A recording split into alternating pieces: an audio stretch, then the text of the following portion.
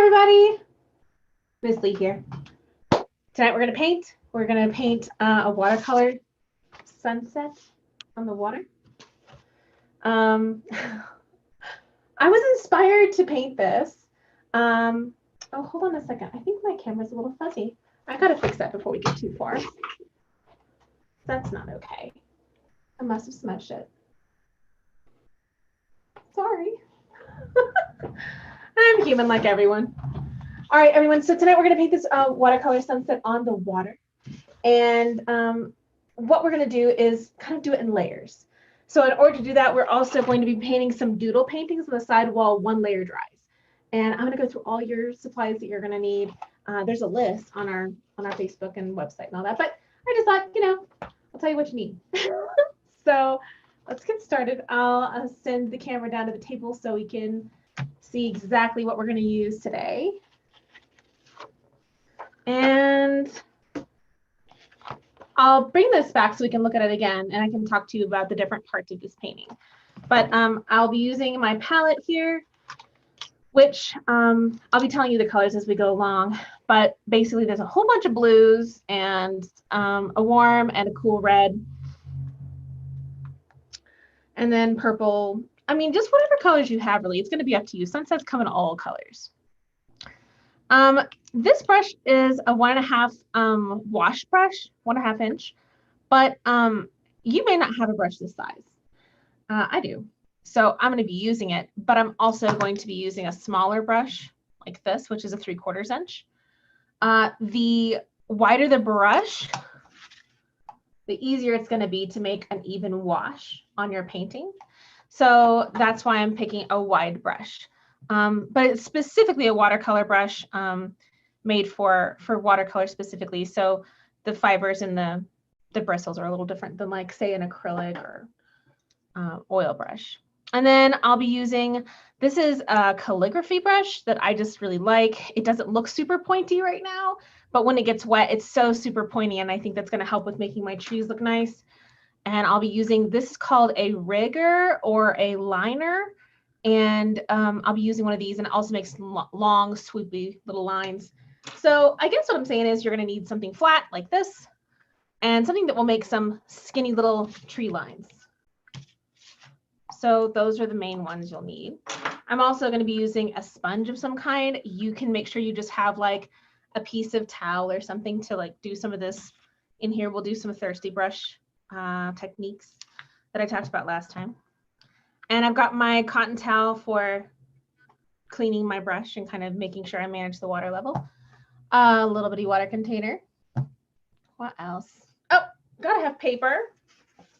This is just what the paper I'm using, by the way, because I didn't tell you last time. This is just Canson. You can buy more expensive paper, but this is, I think, fine. And it's cold pressed, 140 pounds, which means it's like a thick kind of paper. I'll be using 2 pieces, one for my main painting, and the other one I'm going to cut. Actually, I'm going to tear it for you to show you how to do deckled edges, which is kind of torn edges. I'll show you how to do that for our doodle paintings. So the main technique we're going to start with this is a wet into wet technique. Now, there's a couple ways to go about it, and because I don't believe that everyone has the exact tools that I have at your home, here's what I'm going to suggest. So right here on my table, I have an acrylic sheet, and this is protecting my table from, any dampness. But, and that's going to be helpful when we paint tonight. But if you don't, you should probably put down like a garbage bag on your table, because you don't want the wet of your painting to damage your table in any way or stain it. So please do put down like a big plastic sheet or a garbage bag, please, please.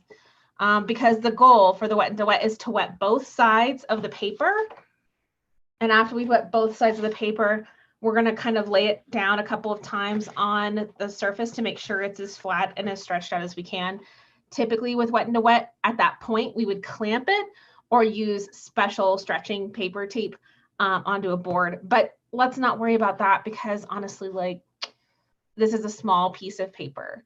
And I don't think we're going to have to worry too much about holding it in place once it's damp. So Yep, that's our first little discussion about the technique we're going to be using. And for this, I'll be using a couple of different colors placed throughout, because if you can look at this and see the layers, there's like the layers of the sky and the layers of the water. I do at the same time, the whole page. Then I let it dry just a little bit, not a lot. And I start putting in some dark shapes for my trees in the background that are far, far away and kind of misty. And I'm duplicating that down here too. Then I really need to let it dry enough to do the trees. So that's the little spiky trees. So that's kind of our steps. All right, I'm gonna get started with the wet into wet and check in with your comments and see if you have anything to say yet. All right. So I've got my big brush here, and anytime that I paint, I always make sure my brushes are damp before I add them to the paint. So I'm soaking in. So I think I scared the camera. It went all fuzzy. All right, I'm soaking it in here. And what I want to do, and I'm going to keep my water bucket real close by, is determine the side you want to paint on. So usually paper has one side that's kind of rough and one side that's a little bit smoother. It's going to just be up to you. For me, I'm going to make the smooth side the back. I like to have a little texture. So I'm going to start with the back and just put water all over this clean, plain water. Oh, I guess it's not super clean because my brush is a little, like I can see some of the paint from that I didn't wash out very well, I guess. Stained in here. All right, get it all nice and really juicy wet. And then we're gonna just flip it over. I'm gonna try and put it right where you can see it on the camera perfectly. And for me, it's sticking to my surface because I have, because I've got this acrylic piece of piece right here, but it should stick also to your, like your plastic. And now I'm just adding this water all over the whole thing. So there's a couple ways to go about doing wet into wet. And one of the reasons that artists, watercolors, do wet into wet as a technique is because the paints just spread really nicely. You can get very soft transitions. And that is something we want for a sky usually. Now, you're probably wondering what I'm doing. And I noticed part of it wasn't sticking, so I'm adding more water there. And then I'm gonna brush it down. And I'll show you that part here in a second. I just wanted to get that kind of started. So I'm going over it back and forth, back and forth. And this is gonna encourage all the bubbling to happen like now. So typically whenever you like stretch watercolor paper in order to paint on it, you can do this in advance and then let it completely dry and make sure that the surface is completely flat and there's no bubbles. And then when you do paint on it later, then you will have like a flat surface. You can do wet into wet again. You can wet the whole surface again if you want to, you know. All right, now I want to show you the next part of creating a really good wet into wet like stretch, okay? You're going to want to pick up one of your edges and make sure you get on the back with a little bit more water. You could even paint your surface if you wanted to, if you have a surface that you can paint with water. And then on this side, we're gonna use the brush to brush back and forth. I guess it's really up and down. As I'm laying this down, it's kind of like I'm scraping it down to make sure there's no bubbles as it goes down. So yeah, and this is a process you would do on both sides. And then you'll do the top and the bottom. Now it's especially important for things like large paintings. That's an important part, is this kind of, I mean, I guess you could call it basting. All the way down. I'm sure there's a real term for it, but you know, my grandmother taught me to paint and she was fairly well known in Texas and in watercolor circles, but I don't remember if she had a term for that part of the process, actually. So, all right. It must seem really strange to just watch someone painting a blank paper for a few minutes, but this is an important part of the technique, and I think you need to know it all. Then I will start with the top and pull down and do the same thing, and the bottom and so forth. But this paper is pretty well stretched. I don't see any bubbles popping up. I'm pretty happy with it how it is. I'm just going to leave it. Like I said, bigger piece of paper, I definitely would have done all four sides the same way. All right, now let's do our sunset. So I'm keeping my paper wet here because I want to make sure that my paint really spreads. And what I want to do is I want to put in some color in some places. And I don't want them to like mix too much. I want them to be independent.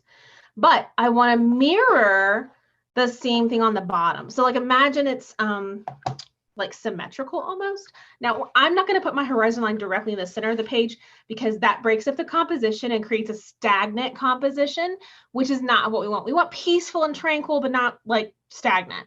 So we need to have probably our horizon line a little lower. And since this is about both the sky and the water, you know, one of the things we do when we're talking about composition is we talk about like who are we setting the stage for? The sky or the landscape. And in this one, it's a bit of both. So that's why we're moving and really I want the sky to be a little bit more important. So for me, I'm moving my horizon line down a little bit below the midline. But if you want the water to be the most important, then you're going to move it up and have less sky and more water. I think this is a more like comfortable composition with more sky, less water. But Matt, it's your painting, so you do you. All right, like I said, we're going to put in some colors here. Try to remember that we're trying to make the water reflect what's happening up in the sky. So you'll want to have some similar patches. And I'm going to start with my warmest section in the center, which is my yellows. And I always start with a lightest yellow color first. And you know what? I didn't clean my palette very well last time, but I mean, it'll be fine. Just get a little water, a little spritz. Okay, they're all ready to go. All right. I'm going to start with my yellow.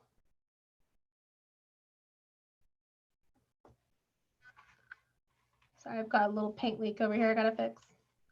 Always something, you know? All right.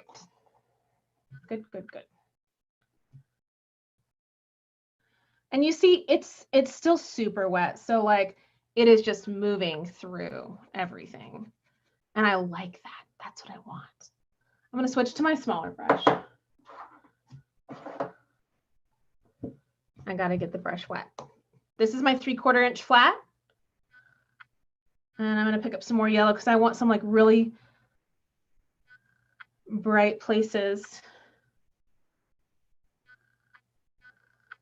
Now, every one of these paintings that I do is going to be a little different than the other, you know, like they're not all going to be the same. But I can kind of have some similarities here and there. All right. Now let's pick up your next color. For me, I'm going to choose, this is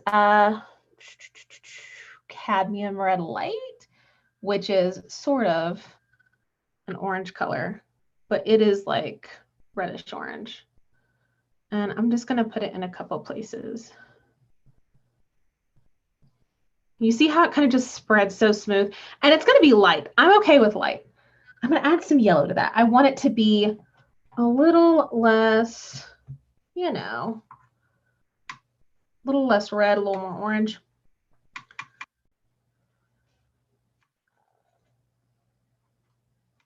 I'm mixing over here on the side.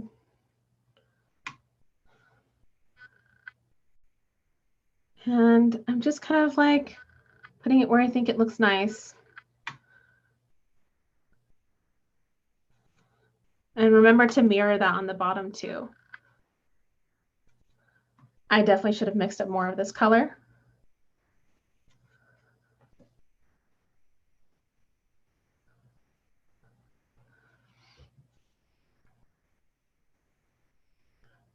All right. At some point, you're going to have to decide when you want to switch to your purples and blues. I think I want to fix this little area first. I'm going to wash my brush. You see how like this orange beside this yellow is not my favorite. So I'm going to wash my brush and I'm going to use my towel to like really wipe off anything left over. I'm not pinching it like I would for Thirsty Brush. I'm just really making sure it's damp, but not like, not soaked. And it still picks some up, but that's okay. Now I'm going to dampen my brush again and just wipe a tiny bit of water off. It's more damp than last time. And I'm just going to try and like smooth some things out here.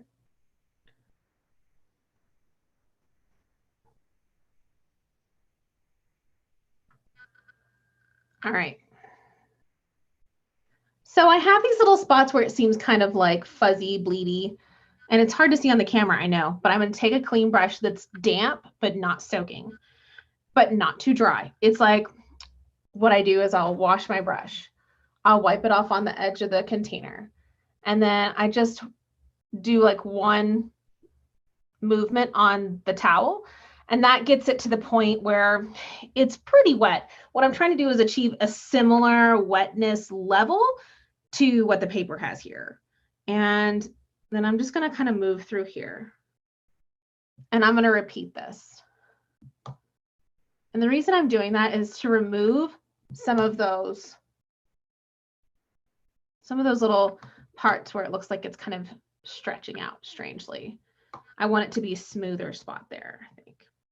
Now my table is slanted. Okay, so my paint does this more than yours might, but I have a little bead of water at the bottom and it's collecting. So I've got to, you know, give it a little dab down here. And I'm realizing that I need a tiny bit more yellow underneath.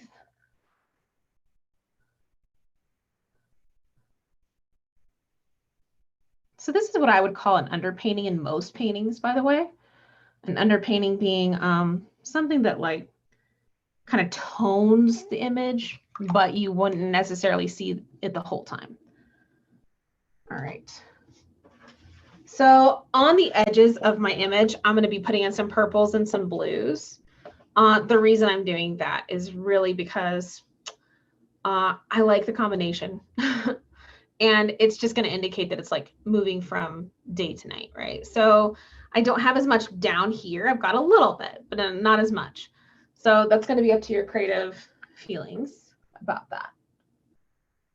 Okay. Looks good. Let's pick, ooh, what color? I think I want like Prussian blue, which is kind of like an indigo, but not exactly. Like indigo's a little too dark. Indigo's kind of like a gray color. I think it's this one. Like I said, I've got a lot of blue on my palette. Couldn't tell you what they all are. Yeah, okay. Looks pretty good. But I do want to water it down. So like, okay, well, now I have a little extra color in there. I'm going to take some water from my bucket here, and I'm going to dip my brush in. I'm not washing it, I'm just dipping it. And I'm adding it to my paint color over here on the side. And then what I'm trying to do is kind of like, I want to tone this color down a little bit so it's not quite as saturated and like really dark in blue color. I want it to be like a little softer when I put it on there. And I didn't say this before, but I always have my little tester paper that I can test and see if I like it. And that's, I don't know, not really the color I was looking for, but I'm going to try it and see if I like it when it's on here. So we're going to put a couple of swipes in. And oh, look, I'm noticing that my paint isn't spreading as well because part of that is drying. So I'm going to go in and actually re-wet some of this. So I'm going to wash my brush and press it onto the little towel, but not a lot. I want to have some water on there and help. I'm just going to help smooth it along. Just give it a little help out. I'm trying not to like let it really go over the orange. I want to put the colors side by side. If I put it on top of the orange like this one is trying to do, then it's just gonna turn brown. I don't want that. Okay, I've got a hard edge here. I've got to fix it. I washed my brush and I dried it off as much as I can on my towel. And I'm just gonna kind of wrap it around that little spot. I'll show you again. Let me kind of, I'm going to turn it so you can see my hand movement a little bit on the towel. Okay. Because I think that's important. So I've washed my brush and now I'm going to go back and forth and wipe off a good deal of the water. So it's still damp, but it's not super damp. And I can go back in and just kind of pick some of that up. All right, let's put in some more blue in some places. Ooh, that's exciting. Just kind of like, looks nice there. And I think what I want to do is, this is kind of that reddish color. I think I want purple over there actually. Pick up a little bit of purple. Ooh, okay, yeah. It may look orange on the screen, this little section, but it was really red, so it turned out pretty good over there. Again, I have these hard edges. I'm sorry, every time I move my arm, the camera thinks I'm trying to like tell it something. I'm not trying to tell you anything, camera. I've washed my brush. I've dried it off. It's damp, but it's not super, you know, super dry. And I'm just gonna kind of, what I'm really doing almost is outlining this shape that I've made with a clean wet brush.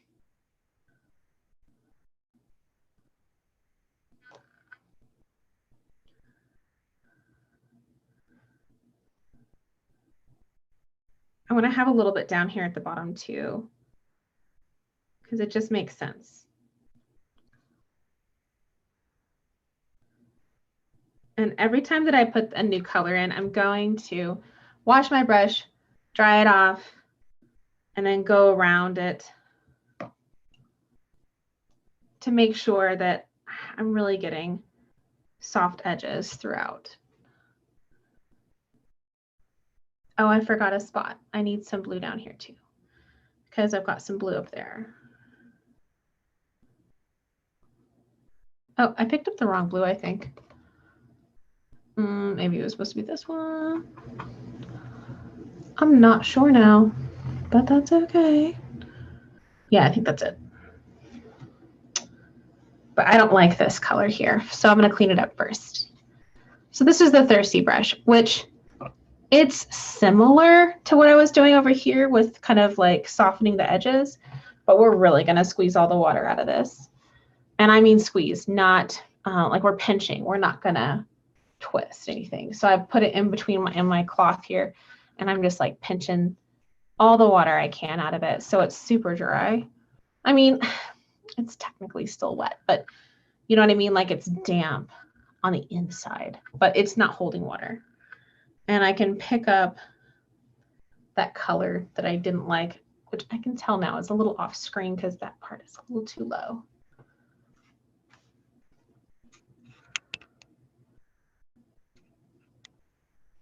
I always feel like I have my camera perfect at the beginning, and then halfway through I change it.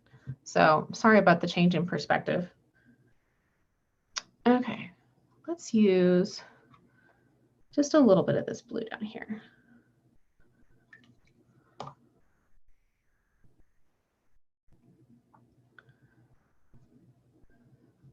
All right.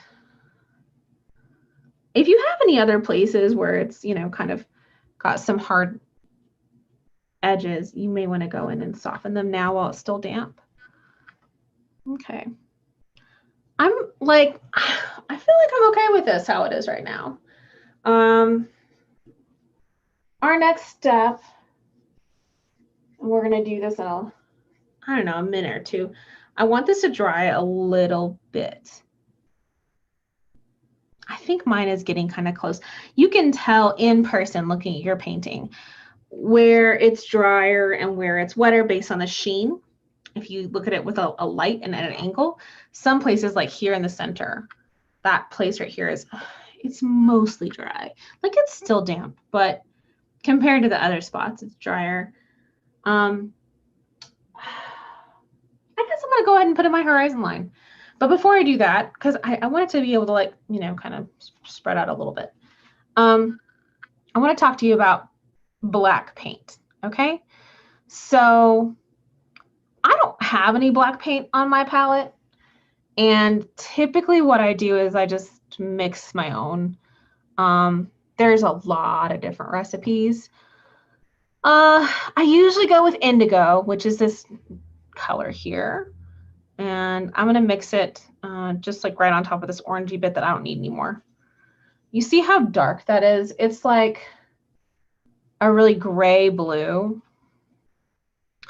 And then I'm gonna wash my brush before I pick up the next color. Then I use this burnt umber. I'm getting a pretty good amount of it on there. And I'm gonna mix it directly in here. Now this makes it kind of a blue-gray. It needs more brown. I mean, of course, you can buy black watercolor. I mean, most like sets of pans come with black. I just prefer to mix my own. I think that they're prettier. And I think that you can put more personality into that color that really matches with, you know, the feel or the theme of your artwork. So here's the time to decide if you want to add purple or alizarin crimson or like a green. So I'm going to use some green because this is going to be like foliage, right? So I want to have my darkest green, which in this case for me, I think this is sap green that I have on my, yeah, sap green. So it's not going to be totally black. I'm going to make a greenish black. I still need a tiny bit more brown.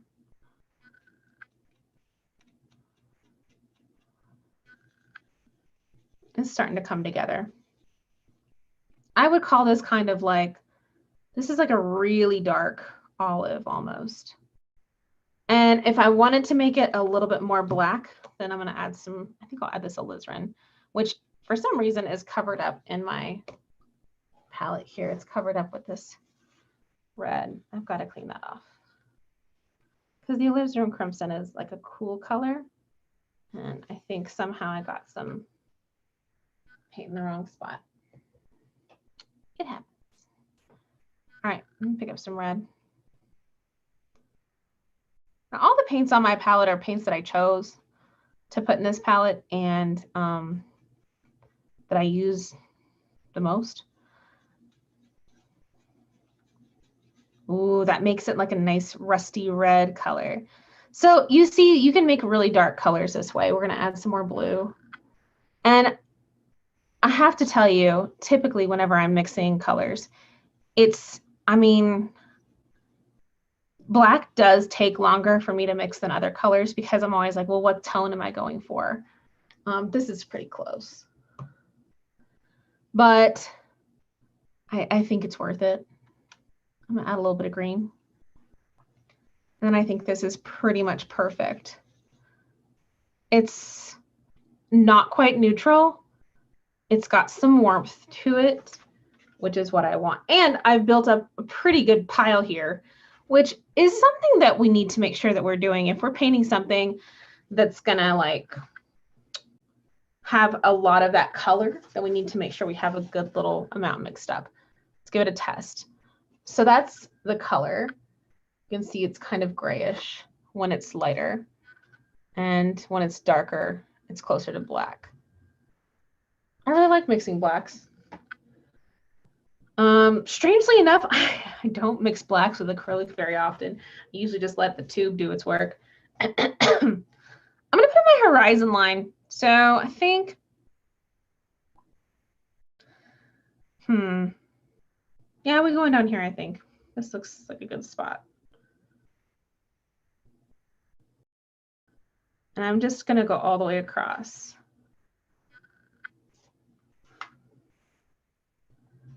Now you see there's already some bleeding happening. I'm okay with that. You can use this brush if you want to, or you can use a different brush for this part. We're gonna start making some of the bushes. some of these bushes. And what you'll need to do is make a similar shape on the top and the bottom of the horizon line all the way through. You see how these are so soft on the edges? It makes them look further away. Some of these are harder because it was drier there. They'll look closer. So also I'm using a lighter form of this black that I've made. I'm going to show you about that, but I wanted to get the horizon line on there. And all right.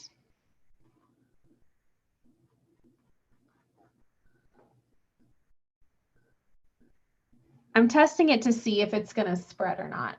And hard to see from where you are, I know, but it's not going to spread and have a soft edge. So before I do any of that, I'm going to clean my brush and I'm just going to re-wet this whole section. It shouldn't disturb the paint too much. It really shouldn't. If my brush water is clean, then it should be fine. So we're just going to give it a little kind of bath all the way across. And the reason we're doing that, of course, is so that we have a nice spread of our bushes, right? I usually use 2 buckets of water when I'm painting with watercolor for this very reason, because I can see some of this is kind of grayish water from my mixing. And that is not great. So for that reason, I'm having to kind of go over the whole sky. So sometimes we just adapt to situations we've put ourselves in, and that's exactly what I'm doing. Normally I would have just a second bucket that's only clean water for washes like this. So be it. All right, down here too. Now I'm not really touching that line very much, the horizon line. I mean, there may be a couple of spots where I did touch it, but I'm not really messing with it. I'm trying to go close to it, but not all the way there. I just want everything else around here to be a little wetter. And if there's any parts that you feel like are just not quite the right color, you can thirsty brush and pick them up. And I'll show you again how to do that if you want. Let me check in on the comments and see if there are any. Okay, looks like we're good. If you have comments, you're welcome to put them in. I'm pretty good about responding to them. Yes, what was I doing? We're gonna paint some trees in the far, far away. I'm the kind of painter who often will use the same brush for most of the painting. This is for a couple of reasons. One, I like once I get paint on a brush, I'm like, you know what? Be ashamed to lose all that paint that I just put on this brush and start over. So that's one reason. But, you know, I kind of think that, you know, most brushes are pretty utilitarian.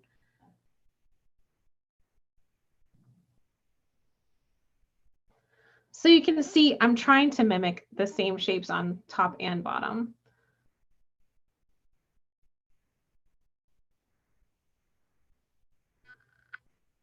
And we're doing, this is, okay, so let me tell you about like my brush technique right now. This is what I would call my wiggle walk technique. And what that means is I'm kind of taking my brush here, and when I'm painting, I dab, dab, and then I'll twist the brush handle, dab, and then I twist it the other way. So it's like it's hopping on its right foot, left foot, right foot, left foot. And I'm doing it faster, and sometimes I vary it. And this creates kind of a more organic kind of line quality, for lack of a better descriptor. And so I call this the wiggle walk. Maybe someone else has a less silly name for it. I personally like silly names. If you want to give it a different name, you can. You don't have to feel compelled to call it the wiggle walk. But when you hear me say it, you'll know what I'm talking about. All right. Also, as I get closer to the center, I think I'm going to have a little bit like less foliage, you know. I want it to be kind of like maybe a few, but not so big.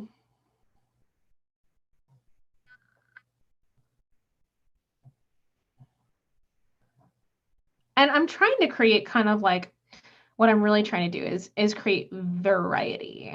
I think that's super important to make a painting look interesting, is to have some variety. Size, shape, in this case. I mean, of course, there's other types of variety, but for our purposes today, I think that's what I'm doing with this part here, is I'm just trying to create like a variety of shapes in the far, far away trees.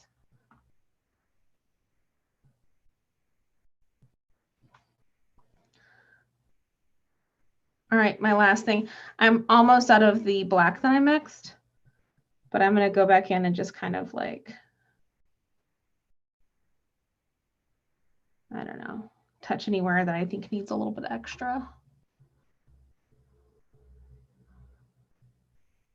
All right. Okay.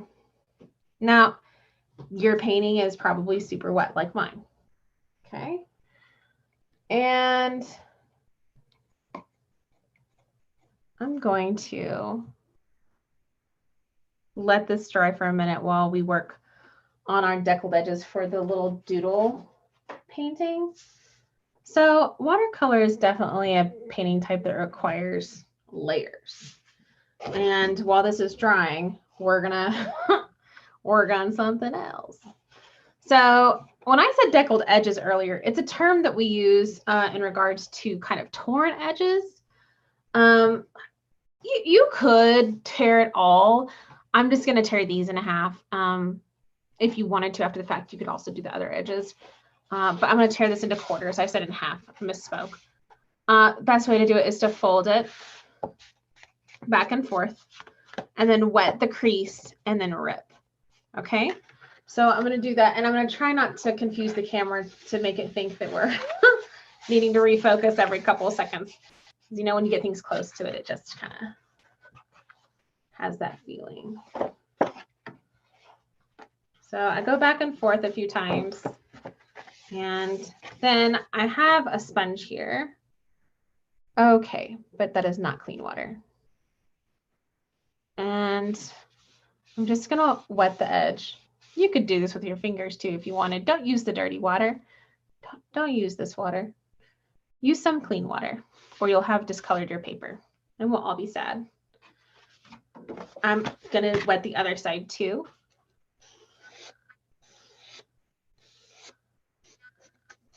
Okay, and then the best way to tear paper is to set it on something flat and then just kind of like pull it apart. But since I don't have that space right now because mine is wet, I'm just gonna start it here with my finger underneath it and then gently pull. You can buy watercolor paper that has deckled edging just naturally. I like tearing my paper. I think it goes back to when I was a kid and I would make origami because I never had origami paper. Like, I mean, sometimes I did.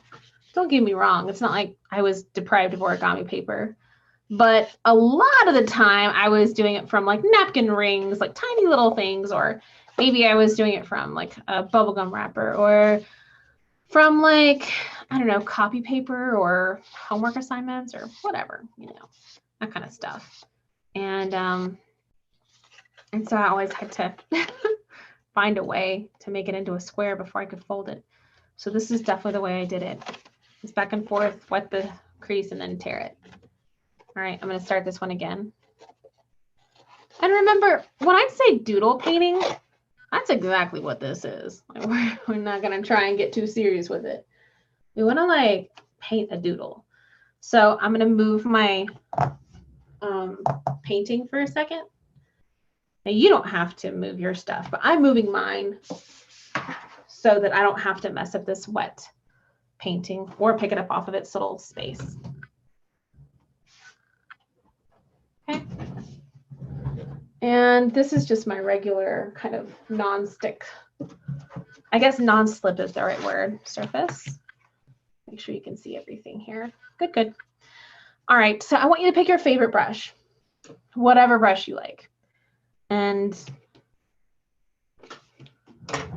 make sure it's wet.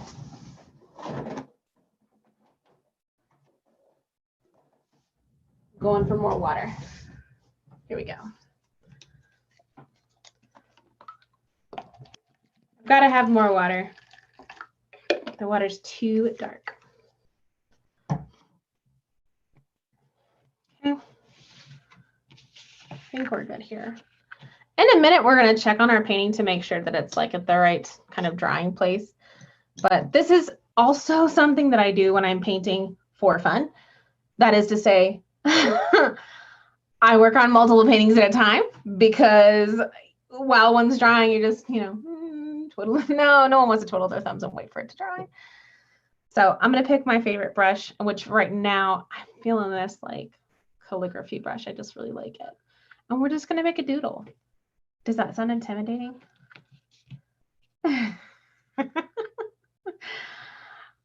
Pick your favorite color, whatever it is. Now, with your doodle paintings, you can practice something or you can just like get wild with it. So the first thing I'm going to do is I'm going to wet part of my paper and not the other part. And I'm just going to like play with it and see what happens. I'm just going to give it some little wet spots here and there. And so I've got some wet spots on here, kind of shiny. And then I'm going to pick up a color I like. And, you know, I've been really into this like kind of teal color. And I don't plan on using it on my other painting. So I just thought I would like kind of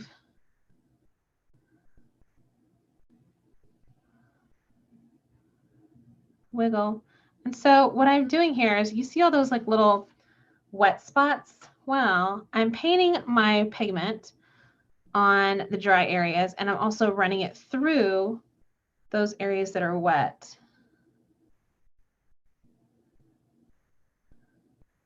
And I'm trying not to be too repetitive, but I've already made two little weird spirals, so oops. That's okay. We're fine.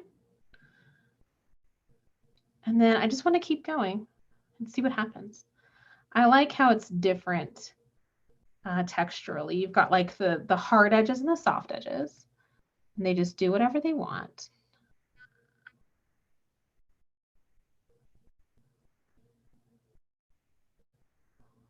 And then as you're kind of doing this, just let your mind wander and think about like, what is this?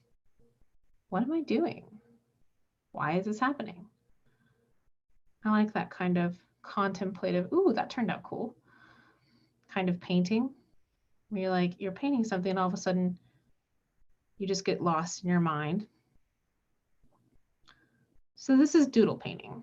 And gosh, I may not be the only person who's experienced this, but I know there's other people who've experienced, and a lot of people I know who are artists have experienced the same phenomena.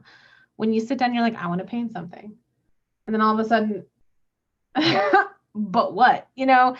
And I think also it's kind of intimidating sometimes just like starting a fresh blank canvas or a fresh blank piece of paper or sketch pad. So this is the kind of thing that I do to just let my mind kind of relax and warm up.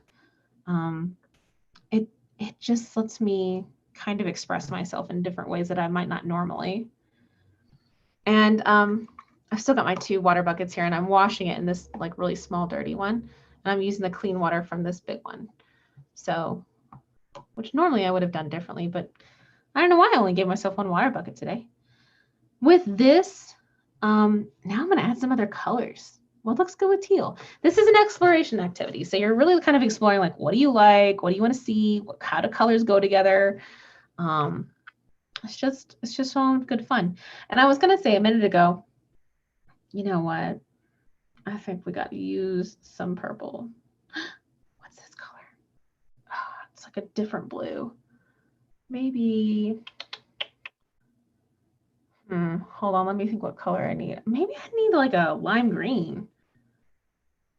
Do I? We're going to find out. So one of the things that one of my good friends who is a professional artist, no, I don't want this color.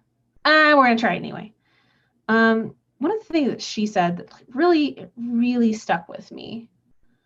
I went to one of her talks one time, and she had just had a book put out.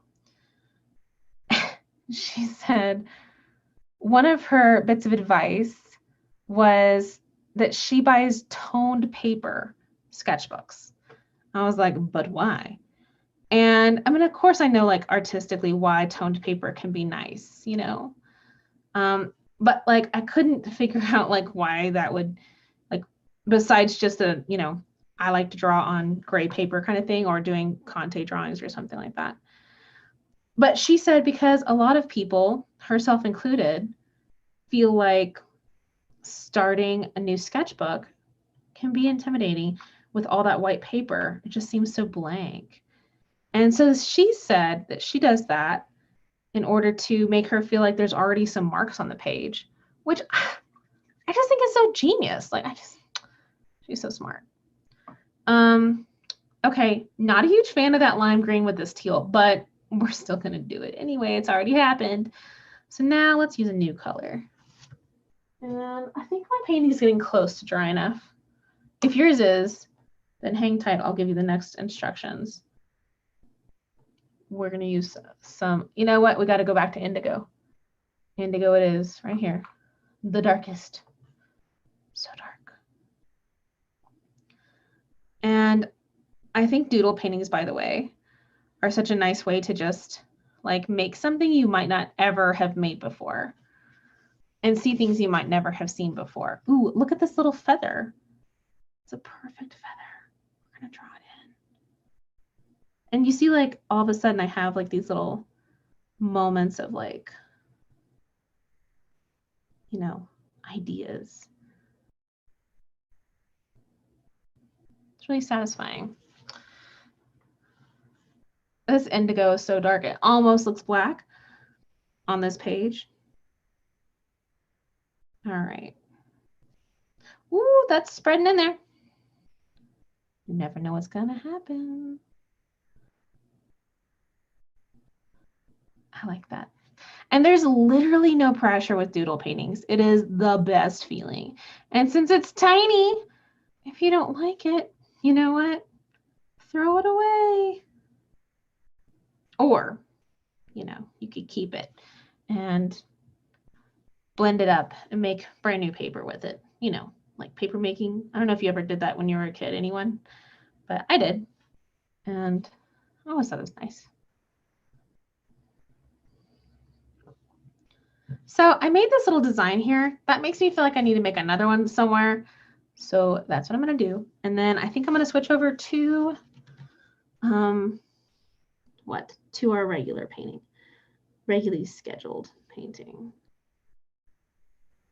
So this brush that I'm using is it's a calligraphy brush, and I'm a huge fan of it. I love the type of bristles. They hold so much liquid. It's just so nice to not have to go back all the time and get more.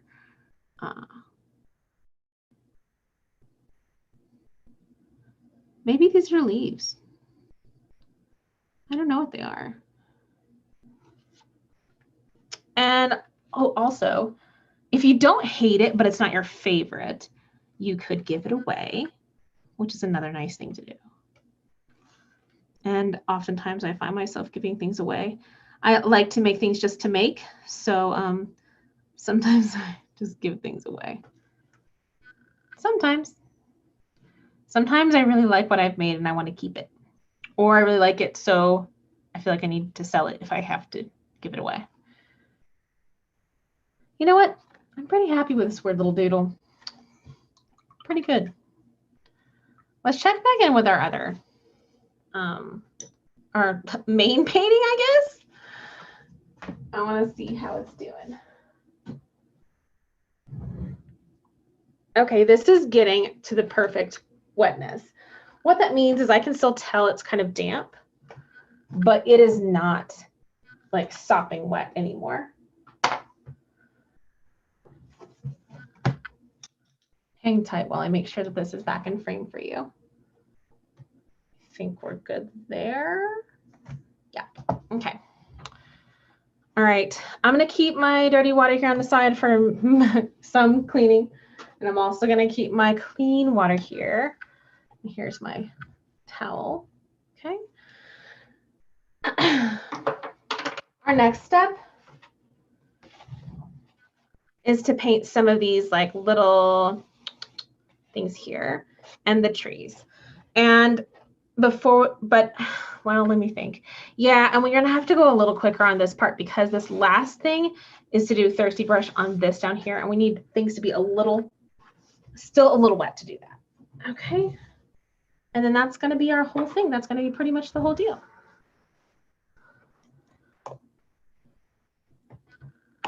Something to note with using 2 water buckets is you'll see me wash it in the dirty brush. I know you can't see my water bucket, but if you'll see me wash it on the left side, dry it off on my towel, then wash it on the right side, that's the clean water. So I want to make sure I have clean water in my brush when I pick up colors. Okay. Yes, we're going to make a little bit.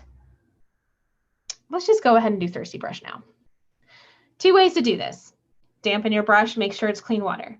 Squeeze the life out of it to get all the liquid out.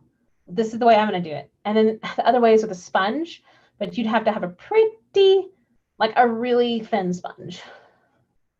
All right, I've squeezed it out. I've got my flat brush. I'm just going to go across here. And what we're trying to create is some of these parts where we're picking up the paint, those little lines.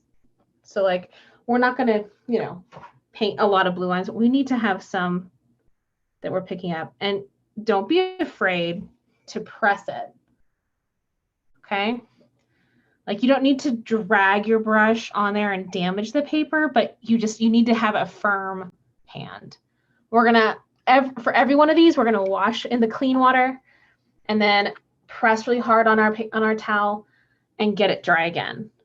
And we just want to kind of go through and do a few here and there.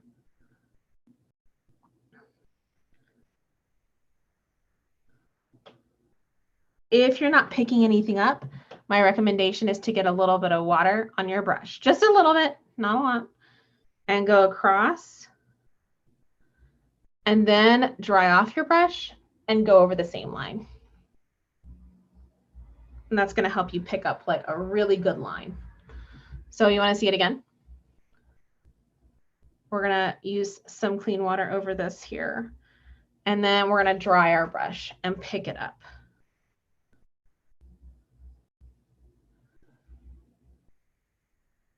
And that defined it a lot better. If you did this right away when it was still pretty newly applied, you wouldn't have to add water, then pick it up. But since we kind of let it dry for a minute, we got to do things a little different.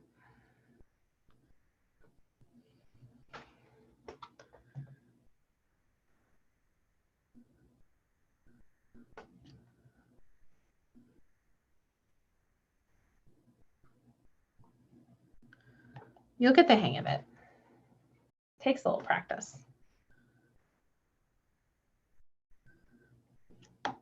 And we're going to try and space these out a little bit too, because you see right now I have really equivalent spots. That's not going to work for me. I want to have some variation. So I'm going to do one there. Also, I want to have variation in like size.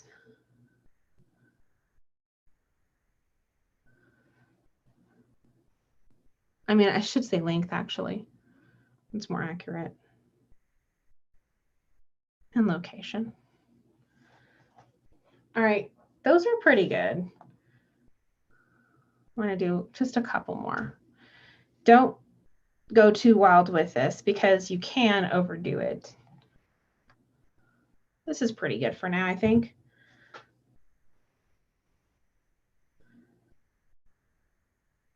All right, well, maybe a couple more. That middle one may not show up very well because it's so light already.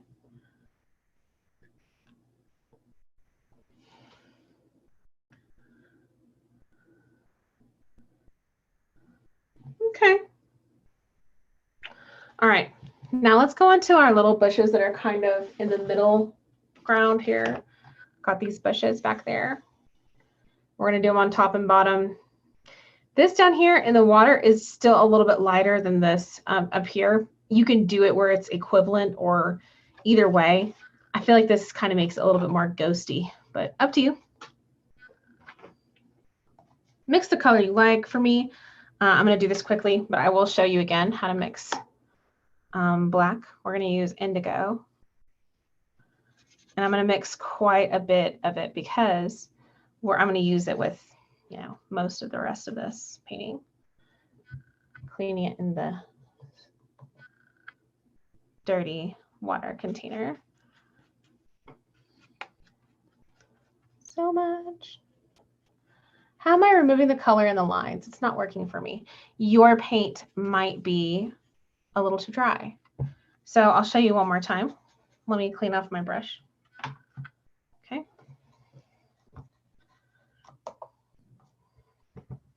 Got to clean it really good, or I'll just add more color. Now I've got the clean water. Okay. So what I did was, and especially this stuff that I've already done a little while back, it's not going to come up as easily as this kind of gray stuff up here.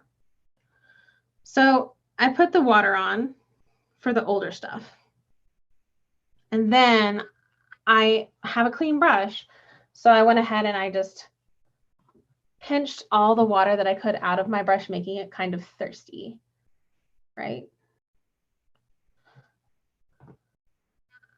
And now I'm going to go in and I'm going to press this dry brush on this wet space and it will pick up some of it.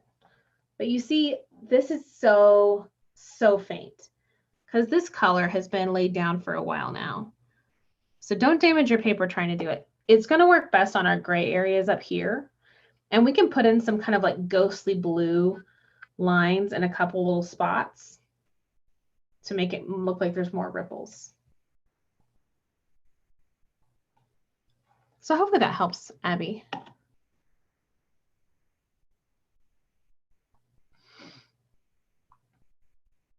I was making black. I got lost in thought there. All right. Just a whole bunch of this brown mixed in.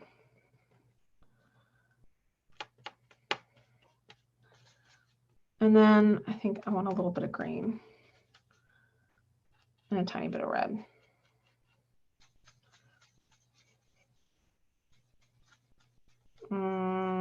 That's pretty good. All right. All right, so one of the tricks that I like to make sure I do whenever I'm painting something that's damp is I want to control my water management, right? So I'm just touching the paper here to see how wet it's going to be. I'm not really testing, like, you know, testing the color exactly. More the how much water content was in my brush.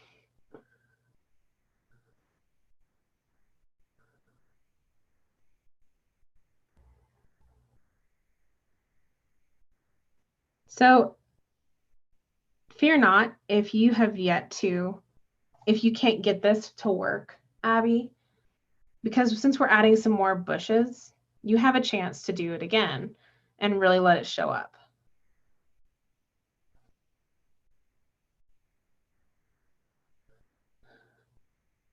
Here we go. I'm going to kind of trail off as I get closer to the center.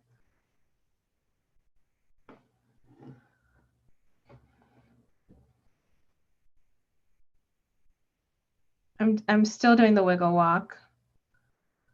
I'm trying. Now, I'm not going to make a perfect mirror image. You could if you took the time to draw all this out. I'm just not going to do that.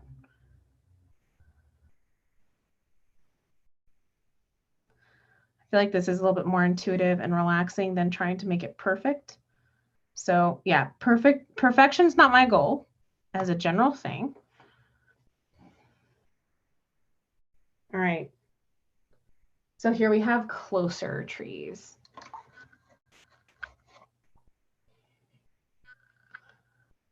Those need to dry a second. But before I let them dry, I'm gonna do that same scraping. It's not really scraping, it's that thirsty brush to pick up some of this here.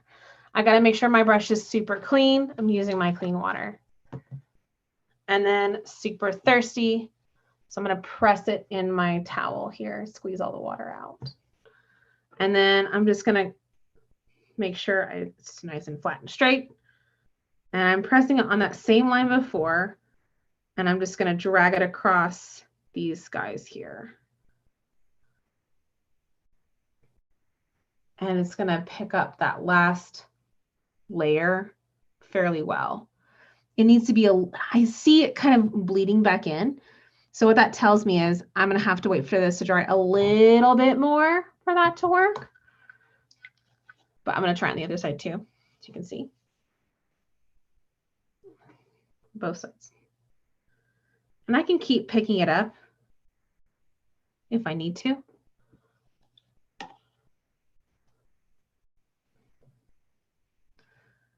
And again over here. And it's okay if it's not white. Like it can be gray. That's fine.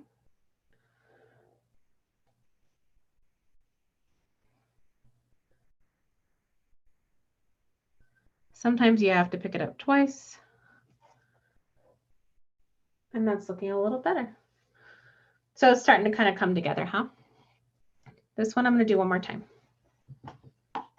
I can tell that I had more pigment here, more water than on this side, because this one wants to close up inside of that line that I've created, that disappearing line, the ripple, but that's okay. All right, we're gonna let this dry just a minute. And while we do that, let's take a look at our doodle and see if we want to do anything else to it. Mine's almost dry. Yeah, we're gonna do something else. We're gonna add some more of this green somewhere, give it some more continuity.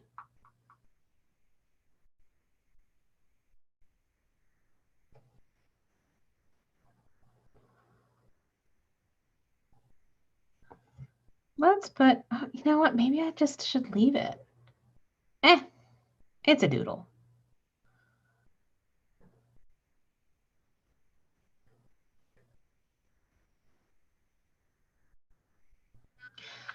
I'm checking back in on my painting down here to make sure it's not, you know,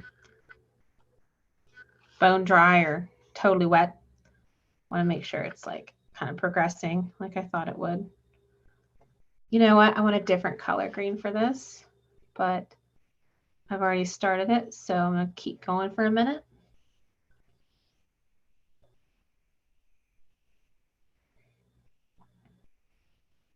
So what this reminds me of, and I have done classes where I taught how to do this.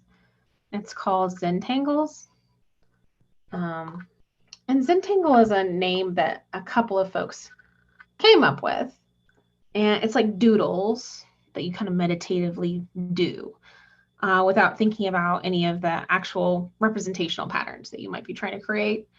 But like, I mean, mine has some kind of pattern. I guess it looks kind of like some of that looks like it's organic. Let's use this dark green and see what happens. Nope, we're using purple. Purple it is. All right. My trees here are almost dry, so I'm almost ready to do my last touch, which are those little tree branches. And before we do it on the painting, I want you to do it on a piece of paper. I think it's going to be a good experience to practice that first before you put it on your painting.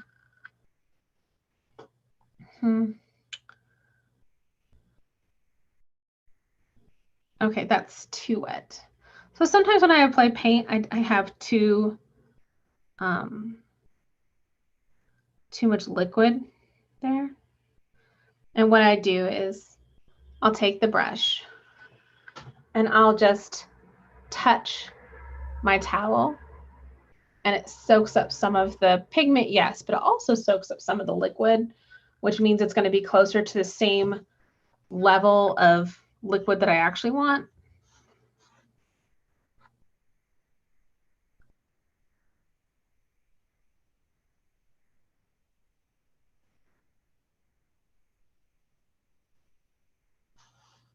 Okay, purple's all right.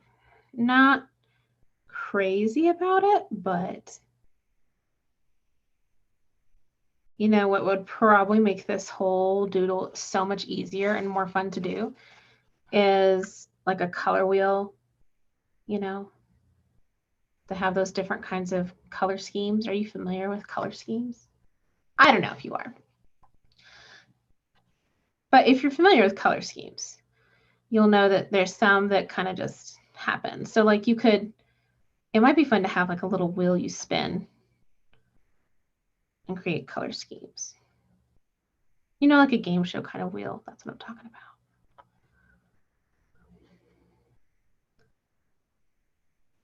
Couple more places of this purple for fun. And hey, if you have any creations that you've made from, you know, while we're painting together, would love to see them. You can send them in a message on Facebook if you want. Or you could email them to the city of Longmont somehow. I think that there's like a contact us page somewhere on the website. But anyway, that would be neat because then like I could see what you did. That's one thing I really miss about teaching in person is, well, one, I get to give like better immediate feedback on, you know, painting or whatever technique's happening right then. And also I just like, you know, I like to see what everyone makes. That's part of the fun for me. But I also understand that not everyone feels comfortable sharing their artwork. I totally get that, and I respect that too. One more over here.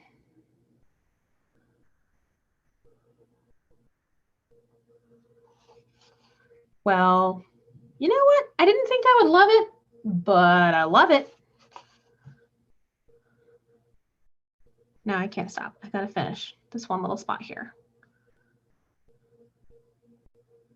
I know it was like indigo before, but I just felt like it needed to be purple, like it was meant to be purple.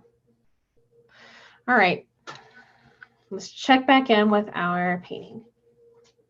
So here we are. Mine is fairly dry. There's still some damp spots. And at this point, we're going to make our final details. I want to show you on my original. Okay.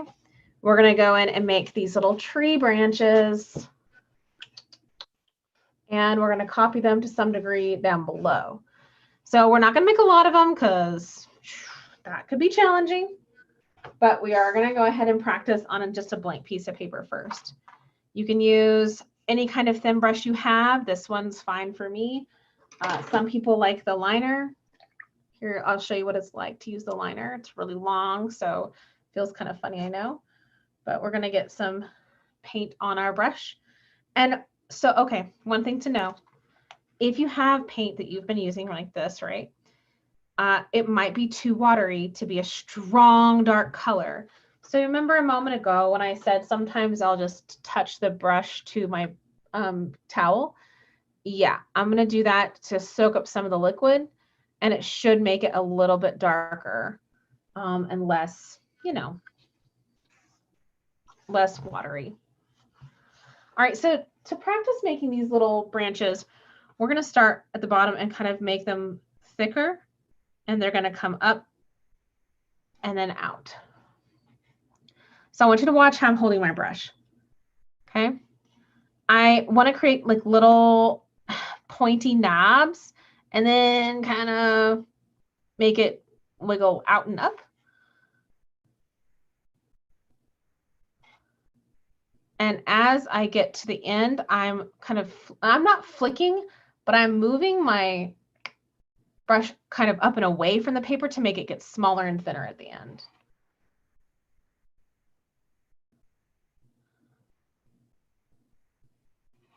Something to remember about trees is whatever the trunk size is, the size of the branches should be about equivalent thickness if added together as the trunk. It makes sense if you think about it in a lot of ways, because how is the trunk going to hold up branches that are too like too big, you know?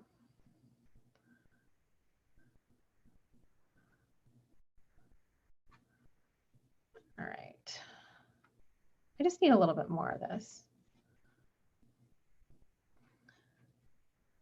These little skinny brushes aren't great for mixing, but in the interest of time. All right, let's do another practice one. You see, I'm kind of just like letting it wander. And also, if I'm trying to, look, I want to have different lengths. That's not going to work. It looks like a fork to me. So I need to kind of come off one of these and make it go up and out. And if I want to keep adding branches, then I need to keep adding to the trunk, right? Because otherwise it will look like a strange kind of shape. All right. Another thing you can do is you can start low and have them all kind of come out at an angle like this, and have the base be like, this is the base of the tree kind of thing.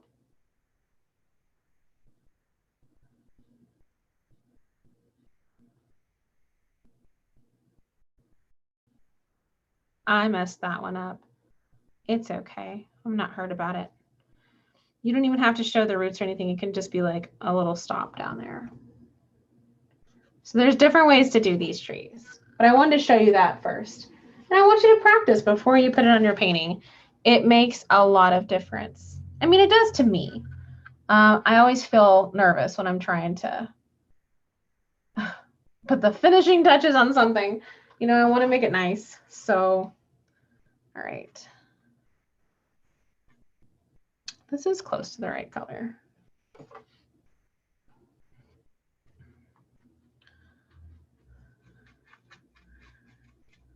Okay, I think that's pretty good. Tiny bit more green.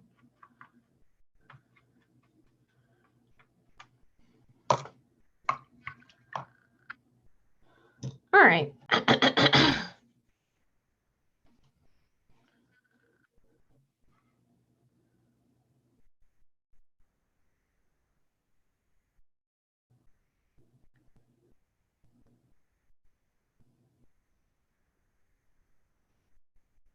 I'm also going to add just some like little bits and pieces along this horizon with this really dark color. I just need it to kind of be tied in, you know. Now I need to make a similar one on the bottom, but I'm going to do it in a lighter color so that can wait, okay?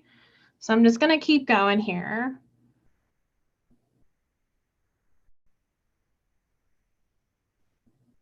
And they don't have to be really close together. You don't even have to have very many of these kind of funny trees.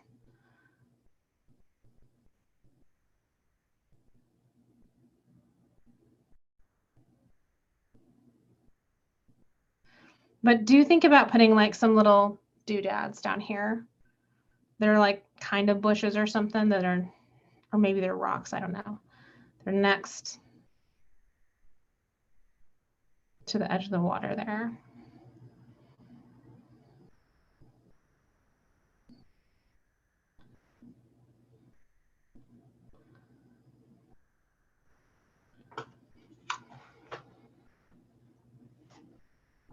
Okay, we're gonna put like a really magnificent one.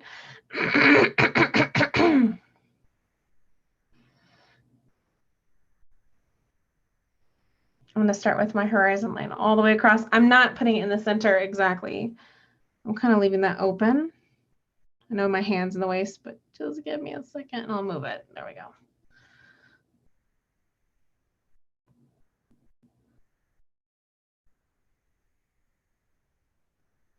Yeah, I want this one to be like the real deal.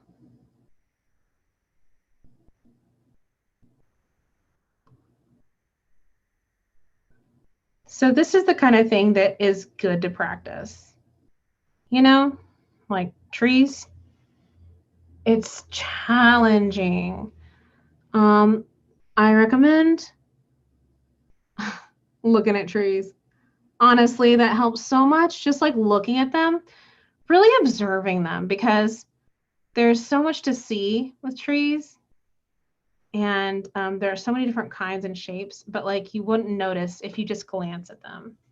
So you really have to spend some time with them to truly understand how you can best represent that in your artwork. And I love the liner or the rigger. That's what this is. For this task, I think it's one of the best for making like grasses and little skinny tree branches. It just makes so much sense. All right, I've got these. Now, if you can, I'm going to turn mine upside down. I'm going to find it's easier to do that. Okay. Now, mine's dried enough that it comes off of my table. Okay. But before I do this, remember I said I want to have a little bit lighter color down here in the water? Just a little bit. Excuse me. This dark color, I don't mind if I use some of this. It's just my paint water. But I am going to take it, and I want to make sure you can see what I'm doing. So I'm going to scoot this over. I'm going to take it and add some water into my color. Just like some drops. Not a lot, but like a few drops, maybe 4. And then I'm going to mix it up, like all of that. So it's just more watery. This is how I'm going to, excuse me, lighten the value.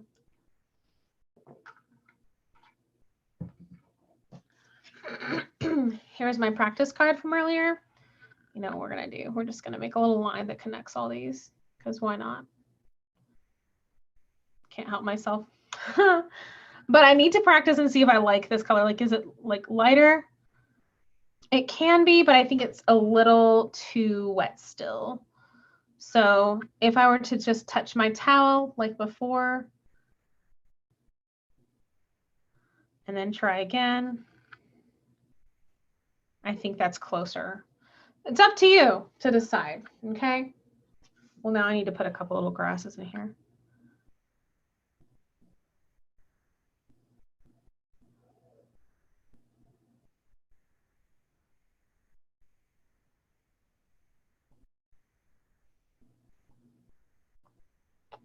I don't know, it's cute. All right. So I remember what I did. I got the paint, and then I'm gonna touch my towel so I absorb some of the water in there. And then I'm gonna do my very level best to match some of these trees. So it's gonna be kind of hard, so be kind to yourself. It doesn't have to be exact, you know? Just do something that seems close.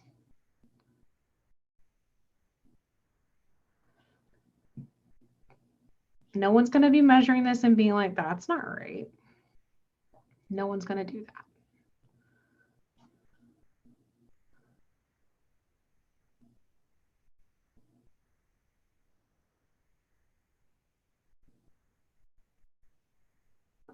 I'm making sure they go through these lines though.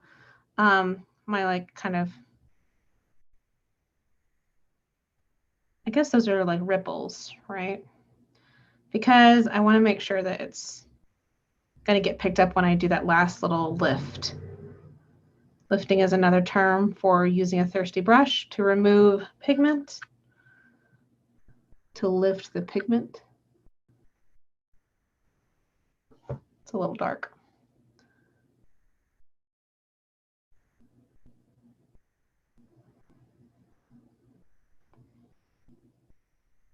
Okay.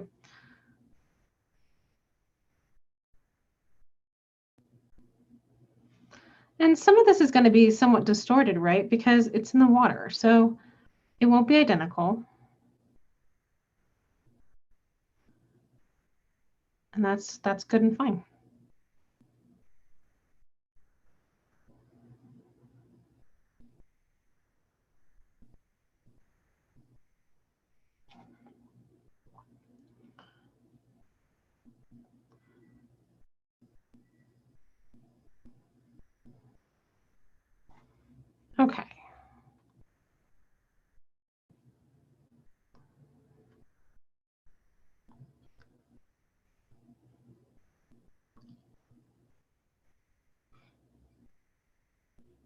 Last few little bits here. I really feel like this is the most challenging part, is like repeating this kind of pattern that we've created. I'm turning it back to the original orientation, rinsing my brush. And I'm going to pick up the brush that I was doing the lifts on earlier, clean it in my clean water. And I'm going to press it in here to squeeze all of that out. Okay. And this is going to be our last step. We're just going to remove here some of that. And remove some of this. And remove, I may have to add water to this one. So I'm going to add a little water first. And then remove. And if you want to, you can take whatever blue you used earlier, just a tiny bit. I'm talking like a little bit with mostly water, okay? Super light amount. You can barely even tell it's there, right? And you could go in, I'm dabbing it first. And you could put in a couple little spots that's like through the middle. It's going to be really hard for you to see on the camera because it's just so light. But that's going to also kind of help give that illusion. And these are just like such light little marks. They're barely there. That's your painting. That's the whole deal. So tonight we did some doodle painting. We practiced our trees, which, I mean, they're they're the leafless trees, but they're still trees. And we made a sunset on the water. So thank you for sticking with me and giving it a try. I hope it was fun. I'll hang around for about a minute to see if anyone else has any questions. But if not, then I'll just sign off, and you can continue painting if you want to, or do something else. It's going to be up to you. Let's see. There's just one more thing I wanted to say about watercolor and painting while I'm waiting for any last minute questions. Watercolor is really challenging. You can get really frustrated. So be gentle with yourself and take time and practice. And if you don't want to buy like expensive paper, buy some cardstock. Start with that. See how it goes, you know? Next week, we'll be painting, I'm not sure what it is. I think it's I know it's an acrylic painting, but I'm not sure which one. I'm looking through my examples, but we'll be painting with acrylic next week. So you get a little bit of a reprieve from all that. All right. Well, I don't see any other questions coming in, so I guess I'm going to sign off and just say thank you for watching. Thanks so much.